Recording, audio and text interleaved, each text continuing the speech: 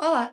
Hoje eu e meu grupo, composto por eu, Letícia, Arthur, Eduarda e Sara, vamos falar sobre o sistema tegumentar. Bom, e o que é esse sistema? Esse sistema nada mais é do que o sistema da pele, que pode ser composto por pele, pelos, unhas, glândulas sebáceas ou até glândulas sudoríparas. E tem como sua função principal a proteção do corpo e a manutenção da homeostase, que é o equilíbrio do corpo humano. Oi, eu sou a Eduardo e vou falar sobre qual é a composição do tecido. Ele é composto por tecido conectivo, que ele dá força e resistência, tecido muscular liso, que ele dá o controle de pelos e vasos, tecido nervoso também, que ele traz a percepção sensorial, e os vasos sanguíneos, que ele traz a nutrição e a termorregulação do tecido. Oi, eu sou a Sara e eu vou falar um pouquinho sobre as camadas da pele. Então, começando com aquela camada mais superficial, que é chamada de epiderme. As camadas de epiderme, elas são o extrato basal, que é germinativo, o extrato espinhoso, glanuloso, o lúcido, que é apresentado só em peles mais grossas, e o extrato córneo, que é mais superficial, com células mortas e queratinizadas. Então, a derme, ela é composta de células queratinócitas e melacócitas, e também células de Merkel e de Langerhans. Os processos que ela faz é a queratinização e tumor celular, que ocorre ali aproximadamente entre 4 semanas. O tipo de pele são aquelas peles mais finas, então sem lúcido, e grossas, como as palmas e plantas. Agora falar sobre a camada intermediária da pele, que é chamada de derme. Ela é feita de tecido conjuntivo e apresenta duas camadas: a camada mais superficial, que é a papilar, e a mais profunda, que é chamada de reticular. A composição dela é feita de colágeno, elastina, vasos nervosos e glândulas. As funções dela estão entre sustentação, elasticidade, resistência e hidratação.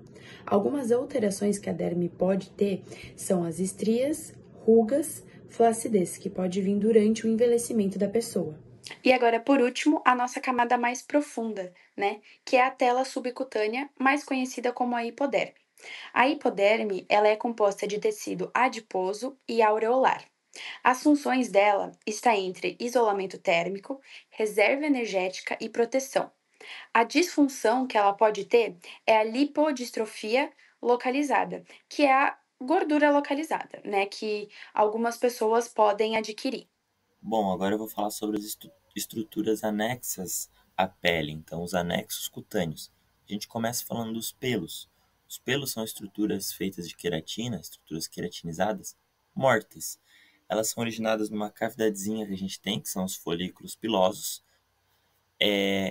E esses pelos eles têm algumas funções fisiológicas, entre elas a proteção. Então, esse folículo piloso, a partir do momento que ele é revestido ali com a presença do pelo, ele faz com que evite a entrada de uma série de micro-organismos, microbactérias, enfim.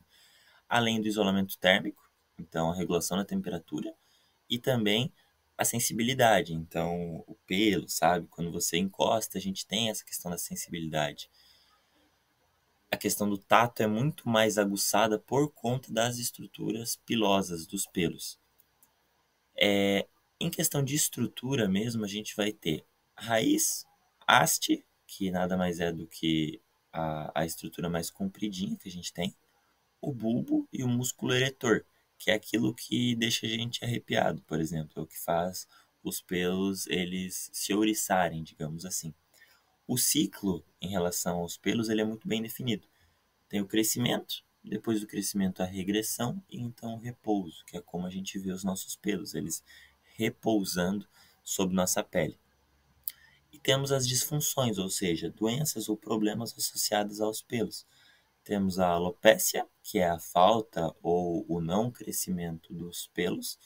A foliculite, que é aquilo que nós normalmente temos quando fazemos depilação, que é esses folículos eles inflamados e o crescimento excessivo, então a alta carga desses pelos nascendo de forma exacerbada.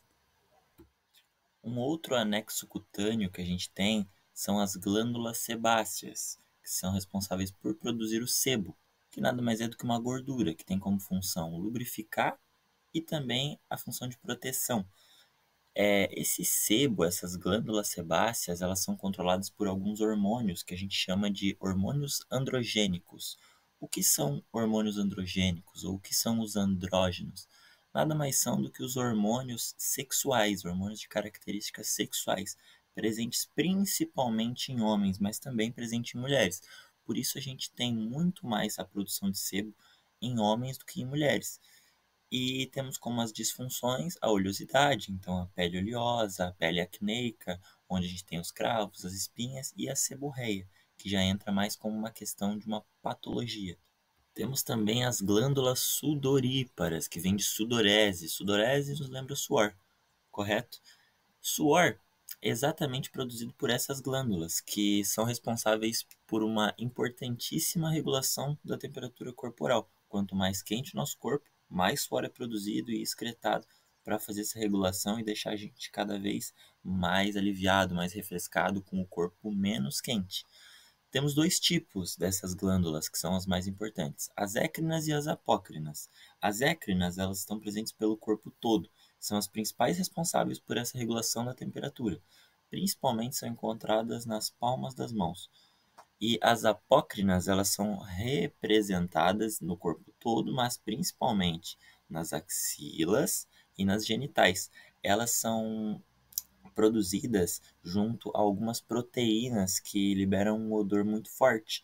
Por isso que normalmente quando a gente vem a suar, é desses locais, como por exemplo, abaixo das axilas e até mesmo nas genitais, que a gente tem um odor mais forte, porque as proteínas acabam deixando esse cheiro junto à pele. E encerrando os anexos, a gente tem as unhas que são feitas estritamente de queratina, placas queratinizadas extremamente duras. Tem algumas partes, como ali no slide está escrito, corpo, raiz, a margem, as pregas e a lúnula. Ela tem como funções principalmente a questão do apoio tátil, então ajudar assim na questão da tatilidade, também no auxílio para pegar os objetos, correto? E a proteção. Assim como a gente falou lá nos pelos, as unhas elas também fazem com que seja dificultado cada vez mais a entrada de micropartículas e bactérias dentro da cavidade, ou seja, ela protege a parte superior dos nossos dedos, fazendo com que muitas vezes a gente entrando em contato com a sujeira, a gente acabe não absorvendo essas bactérias. E temos como disfunções, infecções, inflamações e a onicocriptose, que a gente conhece popularmente como unha encravada. Agora eu vou falar sobre a função do sistema. Uma delas é a barreira física, que serve para proteção, tanto física quanto química e biológica. A regulação térmica por meio do suor e controle vascular. O armazenamento de sangue, onde cerca de 5% do volume corporal fica na derme. Sensibilidade cutânea, onde vem o tato, dor, temperatura e pressão. Excreção e absorção, onde vai ter a eliminação de resíduos e permeabilidade seletiva. E também a produção de vitamina D, que vem por meio dos raios solares. Agora, o que esses desequilíbrios podem causar na pele? Manchas como hipercromias e hipocromias, que vai ser a produção em excesso de melanina ou em falta dela. Estrias e rugas, onde a perda e ganho de peso em um curto período de tempo pode agravar isso. E também a idade.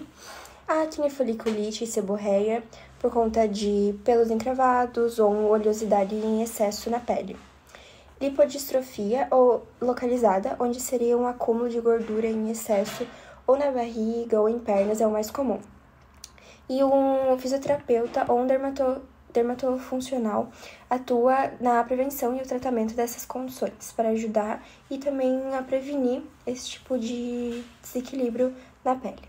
Um dos principais problemas encontrados na pele pode ser o câncer de pele, que é o crescimento anormal de células na pele, que é causado principalmente pela exposição excessiva ao sol, que possui os raios UV. E por incrível que pareça, esse é o câncer mais comum no Brasil. Ele pode ser classificado em 3 partes, sendo o carcinoma basocelular, que ele vai ser mais comum e também vai ser mais lento em seu crescimento. Temos o carcinoma espinocelular, que aí ele já vai poder gerar uma metástase, e temos o melanoma. O melanoma, ele já é mais grave e ele também é mais agressivo, e ele pode agredir os melanócitos.